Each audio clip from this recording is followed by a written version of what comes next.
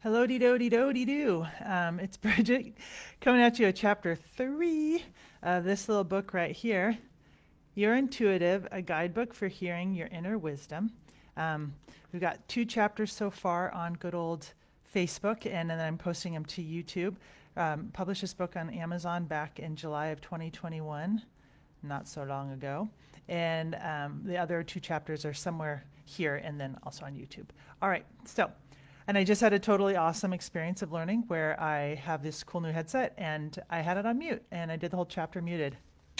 So we took that one, that one down, and now we are on to hopefully Avec Volume, my chapter 3. All right, so here we go. Chapter 3 is called I'm Moving to New York. I'm moving to New York! Exclamation point. You know how you feel terrible excitement and fear at the same time when you know you want to go for something? Maybe it's something like moving to New York, stepping out of a cab in Times Square and thinking, this is home.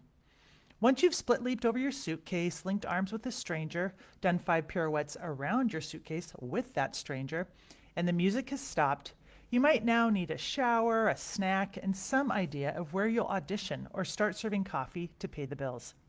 These realities may not be covered in the musical you're living in, but I would like to address them now. It's really wonderful to get a big idea like moving to a new city or asking your crush out on a date or leaving your stinking job. And it can feel too terrifying to leap this far if the supporting skills of making life work around those big moves haven't been developed yet. You can be standing in Times Square with a heavy suitcase, feeling unsure and angry because, quote, this all felt so right. What do I do now? This is because a lot of times we feel these big yearnings way more clearly than quieter instincts. That's okay. It's all part of this step-by-step path to awesome living. It includes noticing smaller things like, I'm hungry and there's a sandwich I can afford, or I function better at my 5 a.m. coffee shop shift when the night before I've read my book early to get myself wound down to go to bed by 8:30. I'm a big believer in intuition's presence in the smallest, most seemingly insignificant moments. So do it. Move to New York. Start your own clothing line. Marry the love of your life.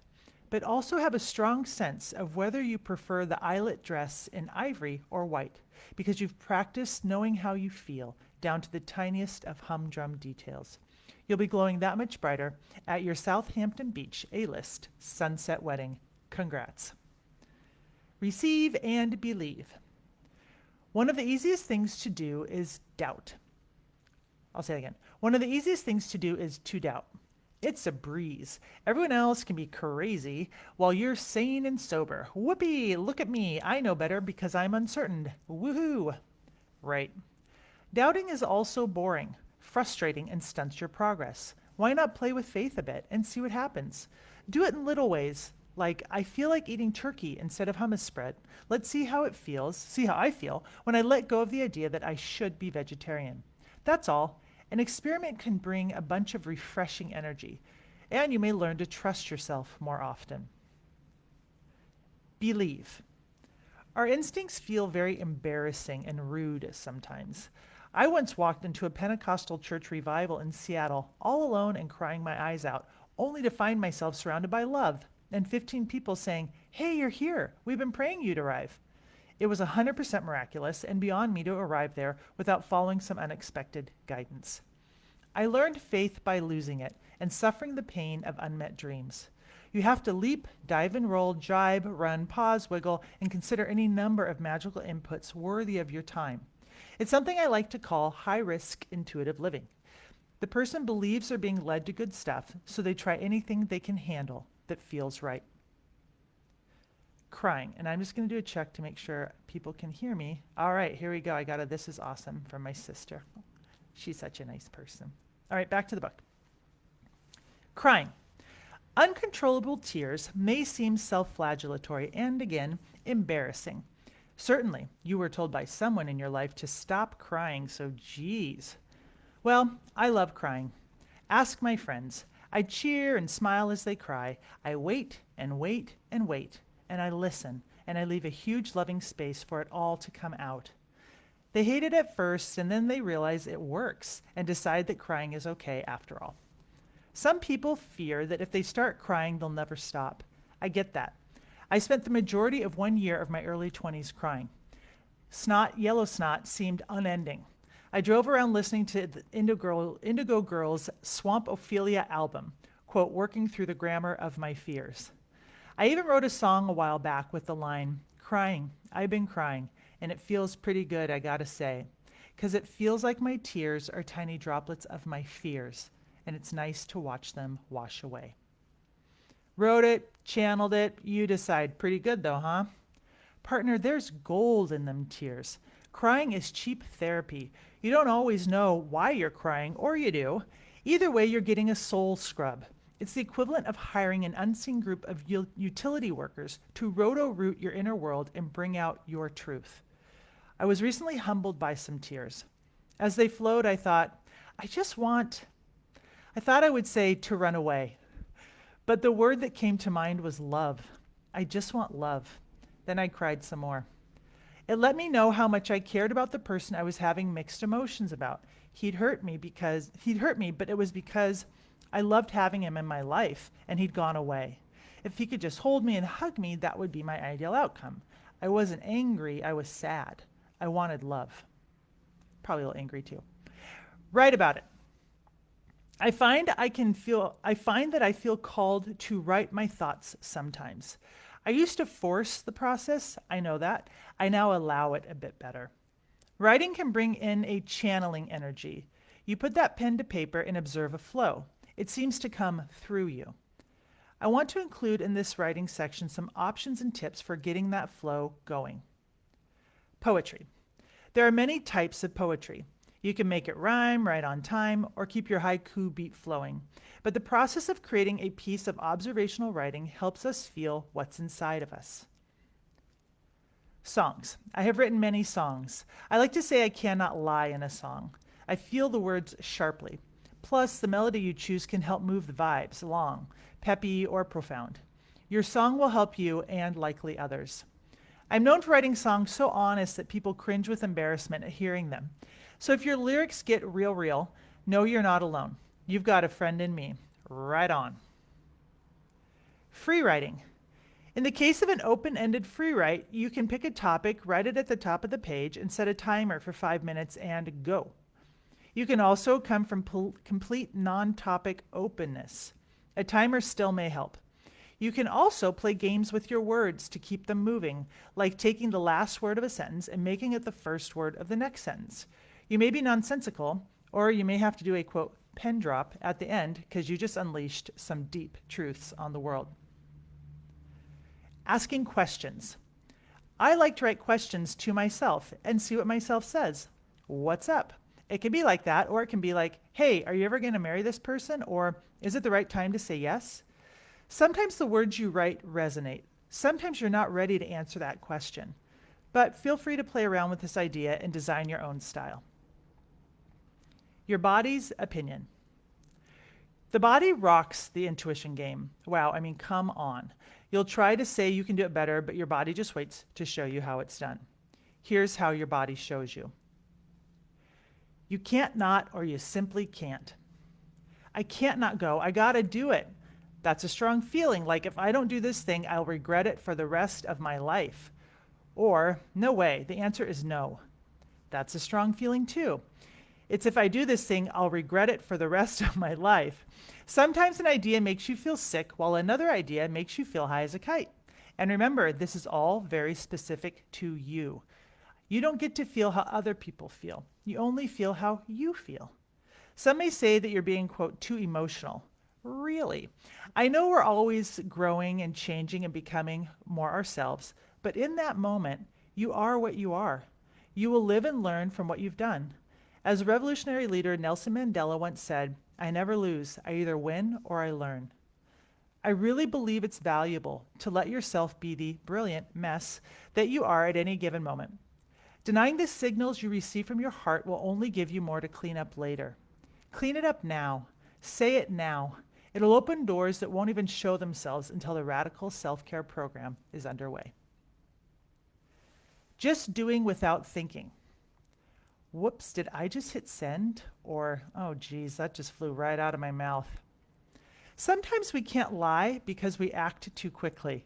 It feels accidental and reveals an emotion we were desperate to hide. So, for example, sorry everyone, my heart totally shut down at the idea of making that decision with you, so I left the room and stood on the grass, put my hand on my heart, and took some deep breaths. I feel better now. I'm sure I won't be joining you. All the best. These moments make for Hollywood gold. The guy leaps across the chasm between the dock and the boat to marry his love. Finally. The woman pushes the jerk off the boat and floats away into the sunset in peace. The kids light the school on fire. Action. You can't control your reaction sometimes. That's often very honest living on your part. It can cause problems because it's revealing. I once wrote an email to a friend saying that I would rather not invite our other friend to lunch because I didn't really feel heard by her when I shared my life. One of those "you're here with me, but I feel lonely" friendships. I managed to send the email to him and her and survived the aftermath okay. The truth is, I was right about the way I felt, but I couldn't say it until apparently that moment. The friendship never changed. I still don't feel heard by that person. I've reduced my time with her to a thin, wispy minimum. Seeing things and feeling magnetized. Have you ever felt like the quote send button lights up as you feel the rightness and timing and content of your email or text? I have, and until that moment, the button is dull or untouchable. Guidance comes in the form of supersight or superhearing. It's the Claires again, angel costumes, harps and all. There can also be a sensation of feeling magnetized to a subway stop or a person at a party. There's something there for you, and it's a physical sensation of discomfort until that movement begins. A lot of songs describe this sensation. Axl Rose sings, "Her hair reminds me of a warm, safe place where as a child I'd hide and pray for the thunder and the rain to quietly pass me by." He likes hanging out in her hair. Don Henley of Fleetwood Mac sings, "When I walked into your house, I knew I'd never want to leave." Now, as matters of the heart we've all been through can attest, sometimes the warm hair goes away or we move out of the house. The way I like to think about this very impulsive instinct I'm describing is that it lights up the path. It's a next step. We don't get the whole enchilada in life sometimes. We just get one bite, and it's tasty. When you feel that, whoopsie, did I just do that? Energy, do no harm. You will learn, and that's incredible. You'll get exposed to something, and you'll move out of where you have been. Your vibes are calling you forth, so go there. You can change your mind. In all this deciding and knowing and feeling we've discussed, I want to address another impulsivity that can feel shameful in our current society: changing your mind. People hate it when we do this. It sucks for everybody, or it doesn't in some cases, but as a rule, a mind-changing flake feels unstable, incorrigible, and disappoints people. Yuck. But what if that mind changer has a knowing bubbling up inside of him that's too tricky to surface? It's too tricky because he's never practiced the level of self-kindness that the healthier, bolder, harder to hear idea presents. Perhaps he doesn't know that it is what he wants, and perhaps he doesn't know that what it is he wants. Perhaps he doesn't know what it is he wants, and saying no leaves him in the void, to be explained. So what's so safe and enlightening about that? Decisions involving many inputs often lead us astray.